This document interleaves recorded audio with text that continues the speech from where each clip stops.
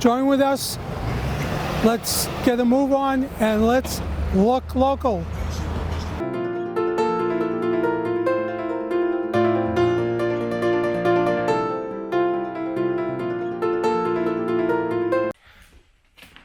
This is a record, Natural Gas. It's a pretty cool record. It has kind of a mix of rock and soul stuff, but let's take it out of the jacket.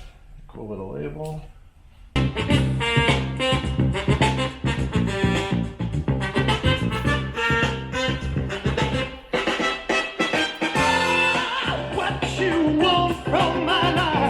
Local Looks is here today at Soundtracks, and as you can see, Soundtracks is devoted to albums and nostalgia that goes along with albums.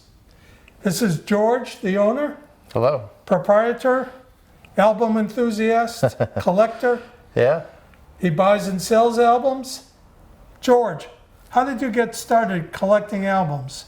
I was buying in the 1990, I think, is when I first started collecting albums. I would go to Record Exchange in Salem, Ted Cole's in Salem, Records Wanted in Lynn, and and then going into the city, into Boston, and even Newbury Comics back then. I just always loved records, and I was always collecting them and buying them, and people getting rid of their collections, I would always find a way to grab them up. And just over the years, I just amassed this pretty decent collection, and yeah, it was always a dream of mine to open up a record store. Last summer, this location had been vacant, along with the location next door, which is now Weekend. And I was eyeing one of those, as I was saying, that would be a great place for a store. I never really thought much of it. I had taken up biking during COVID, and this was like my bike route. I would go up to Cabot, go down to Hot Beach, and the more I thought about it, the more I was like, I don't know, just call the number on the window and see, see what's up. And I talked to the landlord, really great guy, and we were able to work something out. And yeah, so I'd kind of, I figured we'd give it a go. When did you open up shop? May 1st, 2021. So just pretty new, a couple months in. I had been here since September of 2020, but we're doing a lot of build out in here, and pricing and cleaning all the records kind of took a little bit of time. And I was waiting to see, how things were going with COVID to kind of like feel like a safe time to officially open up, so. How many albums do you think you have in the store? And do you have an archive of albums elsewhere? Yeah, so in the store right now, we have about, I'd say, roughly 3,000 on the floor, give or take, between what's up top and what's down bottom. And then out back, there's probably another 2,000. And then a storage unit, there's probably another 5,000 wow. that haven't really been, sift through yet. So, some stuff I know what's in there, some stuff, I could be pleasantly surprised about what's in there. Do you maintain a list on your website? On the website, yeah. The website has a partial portion, because most of the stuff I do want to sell in person. But there's, if I have extras of stuff, like 2 or 3 copies, I'll definitely list those on the website. And, again, the whole focus is to bring people in and kind of have in-person shopping. Sure. Initially, so last year, it was... the focus was the website, because that's all I had. And once I opened the doors, I kind of like pulled back a little bit from the online and just focused on the just the retail in person. So. And how's the foot traffic been since May? Oh, it's been great. It's been really good. I mean, that's part of what kind of really pushed me to open up, because I was going to maybe open in June or July, but seeing all the people out, and especially since March and April. It just felt like this area was a lot more busy, and it just gave me a little more kind of a boost to just like get things going. You know what I mean? Do people come in looking for a specific album? Sometimes they'll come in looking for a specific record, like something that just came out. I don't deal too much in brand new releases, as far as like, they do releases on every Friday. And here and there, there's been people coming in on the Friday looking for a particular album. But I do carry new artists and stuff like that. It's just like I don't keep up with the actual, release schedule of everything that's new. But a lot of times the people that come in are just people looking for something that they don't really find too often. That's kind of what I focus in, stuff that's, maybe not readily available, or, off the beaten path a little bit. You know what I mean? So. Sure. Yeah. And what do you attribute to the recent renaissance in vinyl albums? I don't know. It's always been up and down. I think the first time I wanted to do a store was like in 2006, which is like one of the worst times. A couple buddies of mine have stores or like do vinyl distribution, and it was really a tough time because a lot of stores were closing, and obviously the economy wasn't doing good. There was a bunch of factors, but even back then, there was still like, you know, it's still a very niche audience, but there was people who were always very much, it's a very collectible thing, I guess. And I think over the years, with more technology coming in and things becoming more accessible, I think something like records or vinyl, they become more important to people because it's not something that's so readily available and not something that you can just like, pick up your phone and do whatever you want. You know what I mean? It's something you have to go and seek out, and I think that's, I think it's exciting for some people. You know what I mean? So I think that's maybe part of what's been going on now, and I don't know. I think they're fun. And you probably judge that the listening experience is superior to of course, CDs, definitely, or streaming. Yeah, definitely. Especially all the records from 60s, 70s, 80s. The quality is you can't really match it. A lot of the newer stuff, it's still better on vinyl, but they're still making it for a digital platform. You know what I mean? So, but definitely all the classic albums and the stuff from the 70s and 80s, you can't beat the sound. Definitely. So. And do you have any favorite albums? I have a couple. This one would be a favorite, Jungle Obsession. That's like it's a library record, which is kind of like, I guess you could say, background music for. They would use them in TV and radio, and it's kind of a mix of like, I don't know, it's a pretty funky record. The Marcos Valley is another favorite. Tribe Called Quest that's probably one of my favorite hip hop albums. Midnight Marauders. Shogun Assassins. That's great. I mean, I have a lot. So I think, I could go on. And a lot of the stuff in the store is probably in some capacity a record that I particularly enjoy. So that's another part of the inventory, is like stuff that I actually kind of like as well. I just don't have a bunch of everything. You know what I mean? Like, so. And plus, with the space, I'm just using the room for, inventory I like. So, yeah. What are the store hours? Wednesday to Sunday, 12 to 7 p.m. And people can come in and chat with you about albums. Oh yeah, whatever they need, And I'm here later too. I mean, typically I do, I'm closed at 7, but I'm here till honestly 8 or 9 o'clock, 10 o'clock sometimes, especially on weekends if I'm just doing busy work and, or if the online stuff does keep me busy, and if during the week it's busier and I don't catch up, I do it after, like after hours and stuff like that. So the door is, if it's propped open, I'm open. So that's pretty much how it goes. All right, George. Thanks again. Thank you very much. I appreciate it. Thank you. Yeah. If you're an album addict and want to spin with George about record albums, come on in. His website is soundtracksbeverly.com.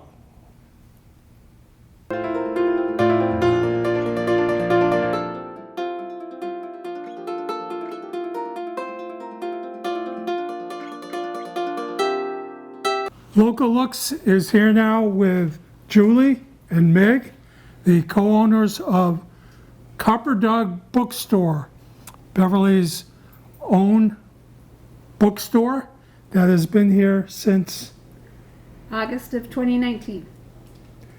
And did you have to shut down during the pandemic at all?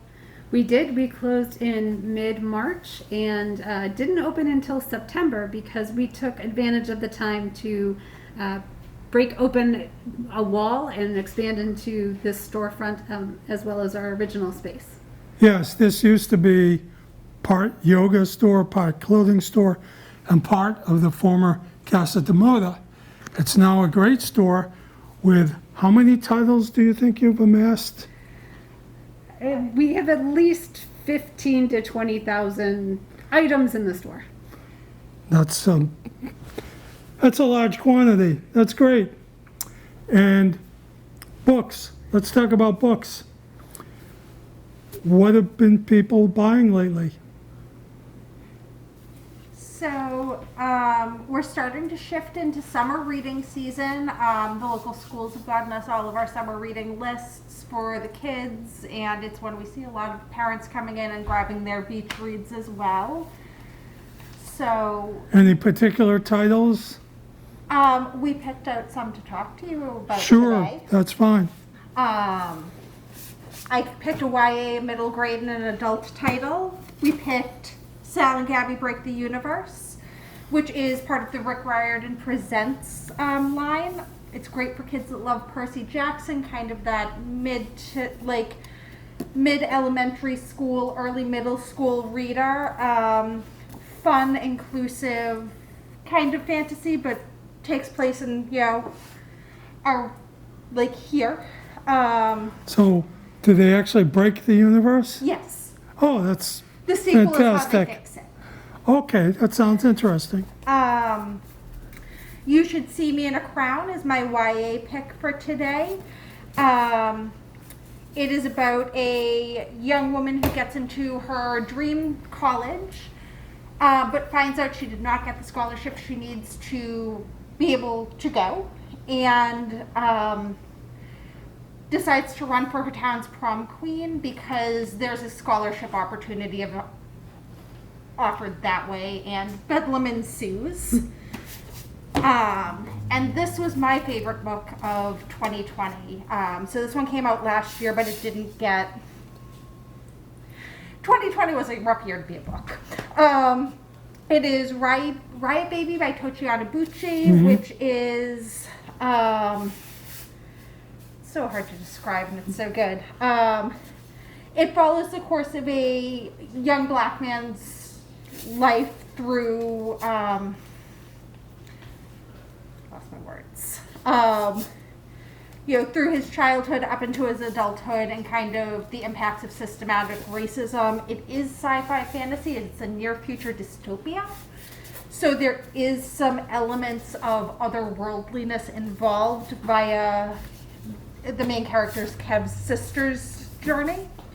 But really, best book I read in 2020. Those are great recommendations. Julie, what about your selections for older kids and adults? Well, this one is a graphic novel, which would be good for both elementary school and middle school age and up. It is the sequel to New Kid. Jerry Craft is a wonderful artist and author, and it's really about the difficulties of just being in middle school, in this case being a black boy in middle school, and he just has a way of writing that makes the experience universal for all.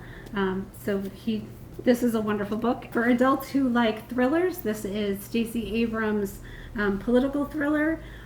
Given her life experiences, she knows the ins and outs of Washington, D.C. quite well, and so she wrote those into a book about what happens if a Supreme Court justice lingers after a medical emergency, and his assistant tries to solve some of the mysteries around his condition, as well as a couple of the cases that they were arguing in front of the Supreme Court. And she writes wonderfully, and it's definitely one of those thrillers that, particularly this time of year, everybody likes to take onto the beach as well. Oh, there are some on-target selections from two very informed booksellers, which is exactly what you would want. I'm sure viewers could come in and chat with the owners and really have a go at it and find a title that's appropriate for all ages and match up what they're looking for. And you have an online presence at copperdogBooks.com. That's Yep. right. And what are your hours? 9 to 6 every day. Every day of the week, Every day of the week. including Kept it nice and- Sundays. Yep, kept it nice and simple. Sure. And during the season, so from June until October, we're also at the Beverly Farmers Market on Mondays and the Marblehead Farmers Market on Saturdays. And you have a book club you're initiating.